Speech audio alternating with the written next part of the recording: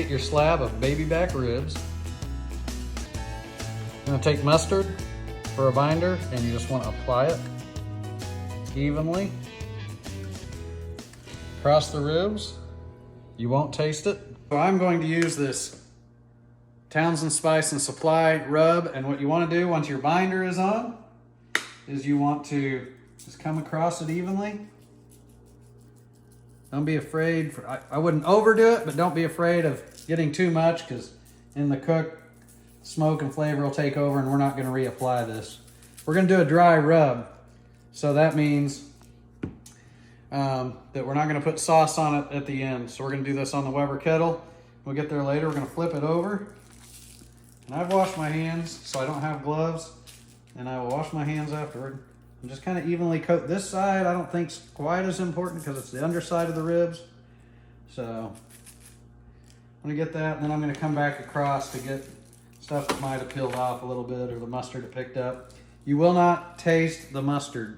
So if you're not a mustard fan, don't worry about that. That just keeps the seasoning on. See, I really picked up more mustard off the paper than seasoning that came off. So I'm gonna go get the grill started. So this is gonna be my setup. I've got the slow and sear.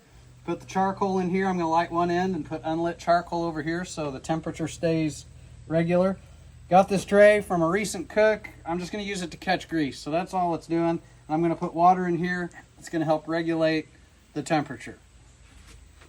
I got these Weber cubes. I just put them in the chimney here, and we're gonna light the cube. I've just got it about half full because we're only gonna start some on this side. I've got some more charcoal that I'll fill in there, and I really just want to get it started. So what I love about these things, people don't like charcoal because with gas you can just turn it on, but with gas you get no flavor and you might as well cook in the oven.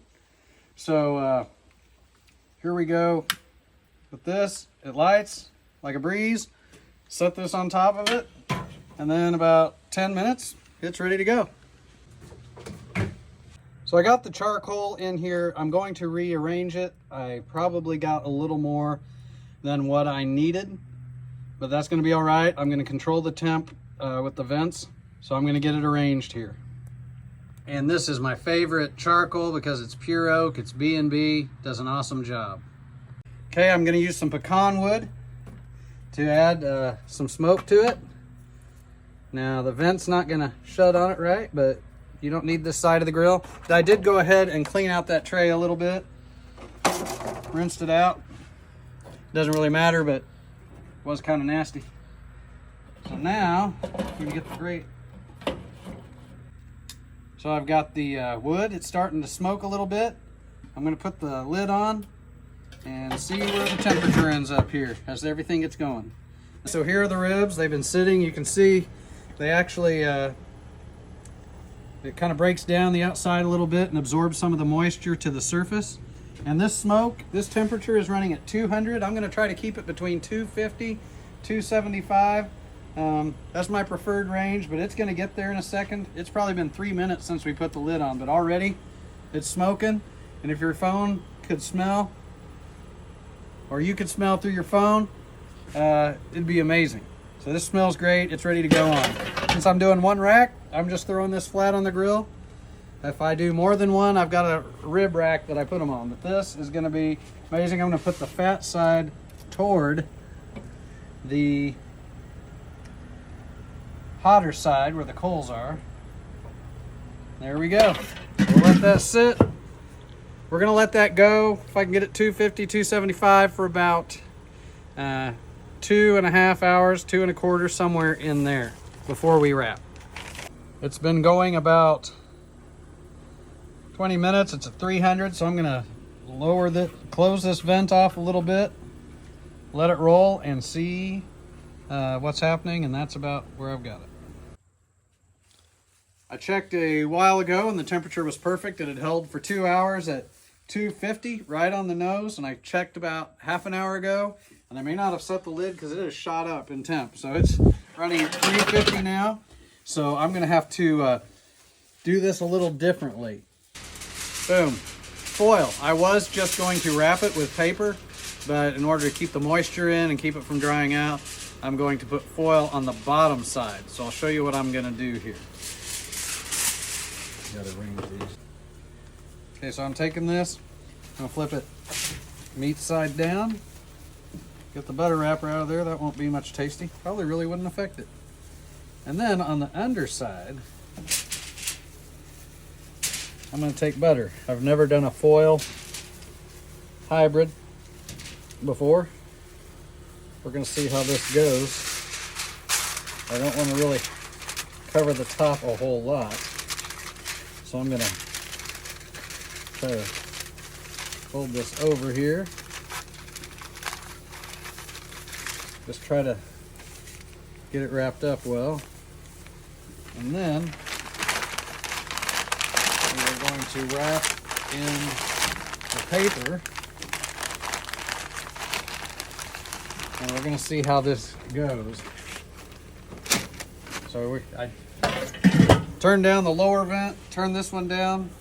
Gonna try to see where it ends up. And make sure this lid seals well.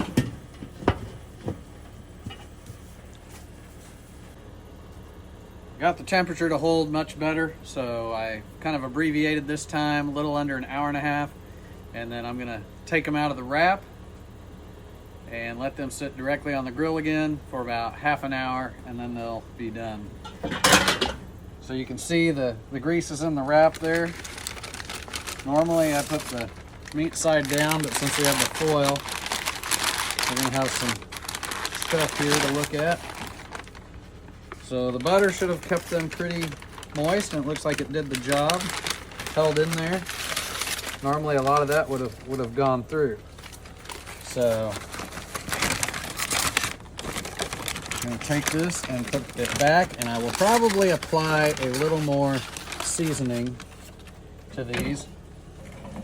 But they're going to look good once they soak in that butter. And again, I'm going to put a little more seasoning on there. Touch more seasoning. I'm not going to hit it too heavy. Just kind of lightly across there. Get some of the flavor back on and flavor that isn't burned. Okay, well, let's let it ride a little bit here and we'll finish up. Finally time. I don't cook to temperature. Don't check it on baby backs.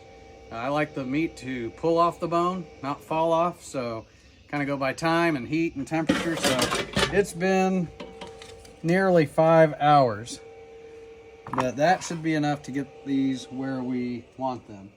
I'm gonna let that burn off. Open all the vents. See inside. So here are the ribs. They came out perfect for me. You can see the smoke ring, which after a while, once it sets, it shows up even better.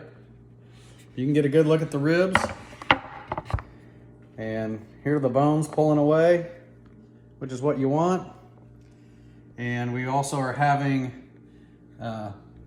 Mexican street corn dip with them. So we had that Southwest seasoning, and we're gonna get ready to eat. So have any questions, let me know.